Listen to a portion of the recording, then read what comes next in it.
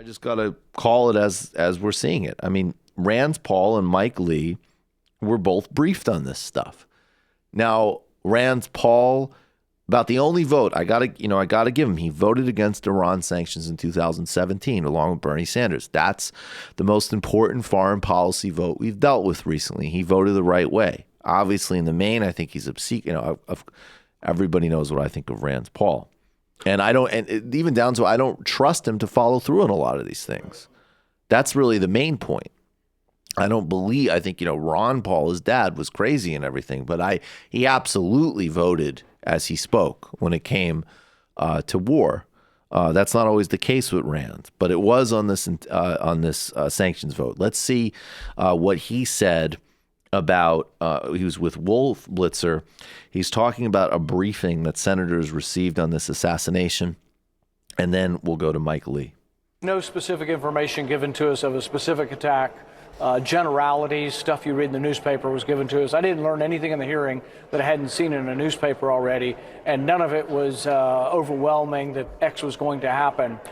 I'm not saying that really the world being rid of Soleimani is probably a good thing, but in the end, how we go about it and what are the ramifications of it are very important. I think it's made it much more difficult to have engagement or any kind of diplomacy with Iran. I doubt they'll be coming to the negotiating table anytime soon. That's a better, stronger statement than most Democrats running for president. Much stronger. And again, that brings me no joy. People know my politics. I don't have to keep offering that caveat, but I would ask people that get so blind about this stuff to really take a beat and consider actually how disastrous that is. That the only main contender is Bernie Sanders, who has any seriousness about stopping this. Here's Mike Lee. The briefing lasted only 75 minutes, whereupon our briefers left.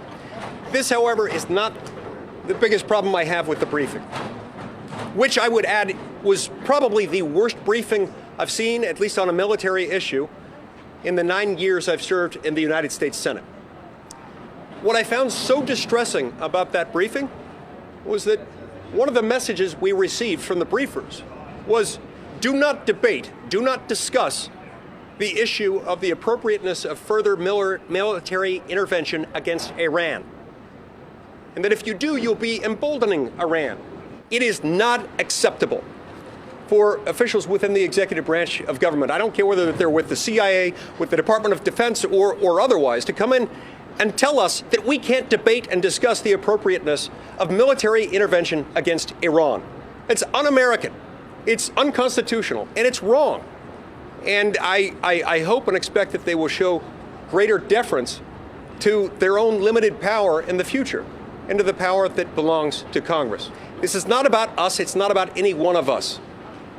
This is about our fidelity to those we represent. These powers are not ours. They don't belong to any of us. But when we allow them to be exercised through the wrong branches of government, with the wrong process, when you don't have debate and discussion, you don't allow the process itself to correct itself for the American people who will be most affected by these decisions to weigh in. That was insulting. That was demeaning to the process ordained by the Constitution, and I find it completely unacceptable. He's 100% right. I don't have anything to add to that. I mean, that's a Republican calling out the deep state. That's right. An actual call out. There's an actual deep state call out by a Republican. He's 1,000% right. That I want to play his other clip. Was there clip number 4, also of Mike Lee? This is incredibly important. To you that you should debate this? Was it all of them? Was it a specific cabinet member or agency director? Before I comment on that publicly, I'd really like to have a conversation with the president so I can make him aware of what we were told and by whom. But I will say that the messages we received didn't get any pushback internally from the briefers. What we were told over and over again was, look, this action was necessary. This was a bad guy. We had to do it.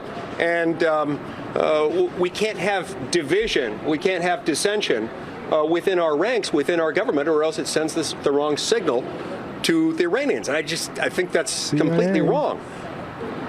They were asked repeatedly, what, if anything, would trigger the need for the administration to come back to Congress for a declaration of war or an authorization for the use of military force. At one point, I believe one of the briefers said something along the lines of, I'm sure we could think of something. But they struggled to identify anything. They were asked specifically, well, what about if you concluded, well, it's not my point to get into that here. What he won't get into here, and he got into it in an NPR interview that I pulled a clip from as well, is the hypothetical was, what if you wanted to take out Ayatollah Khamenei? Right. And they weren't committal whether they'd tell Congress about that or not. I don't want to accidentally say anything classified. My point is, they were asked a number of hypotheticals about situations in which they might have to appropriately come and ask for authorization for Congress. Not once did they say, yes, we need to do it in that circumstance. At one point, one of the briefers said something like, don't worry, we'll consult you. Well, with history as our guide, consultation isn't necessarily the same thing as authorization for the use of military force. A declaration of war or an AUMF is what the Constitution requires, and drive-by notification or after-the-fact lame briefings like the one we just received aren't adequate. Look, if he follows through on this in a real way, and I will say Mike Lee, along with Bernie Sanders and Chris Murphy, has been the main agent in the Senate to attempt to stop the U.S. enabling and backing of the Saudi UAE crimes and murder spree in Yemen. You know, this is important, and this deserves to be seriously recognized. Even that press conference takes an enormous amount of courage. And it's the way he says, like, I don't care if you're the CIA or the Department of Defense. I mean, we have an out-of-control war machine in the executive branch right now. Absolutely. And the conversation of whether or not the 2002 AUMF even qualifies to justify the actions that have taken place already are extremely tenuous, even by their own standards. And for them to go in there and say, yeah, well, we could come up with something, like even on those tenuous bases, not even being able to provide that to their allies in that briefing is shocking and astonishing for someone like me to hear. They don't take it serious. I mean, you have a common look. You have. They won't even use the fig leaf Because they don't have to. Yeah. I mean, it's sort of, I mean, that's the thing. Like, this is what people need to get real about, right? There's so many different situations where it's like the pretense is gone. Yes. And so do you want to actually try to solve the actual core of the problem, or do you want to try to figure out a way to get back to the pretense? But the pretense is not here. You know, it's like, yeah, them not allowing Javad Zarif to go to the UN, that is so flagrant. But then it's like, people are really still talking about being surprised by that type of action from these people. Like, they're done. Pretense is over. And, you know, look, I think obviously in the big picture, there's much, you know, you cannot separate this from capitalism. You can't. We're having a global resource shortage. There's serious material interests that drive foreign policy and war like anything else. And then you have, you know, in addition to that, a line of ideology that people like Bill Barr and Dick Cheney totally believe in, that essentially the executive branch should be completely democratically unaccountable outside of an election cycle. I mean, it's basically like, you know, Erdogan, he wins elections and then you should shut the fuck up. That's essentially what they think.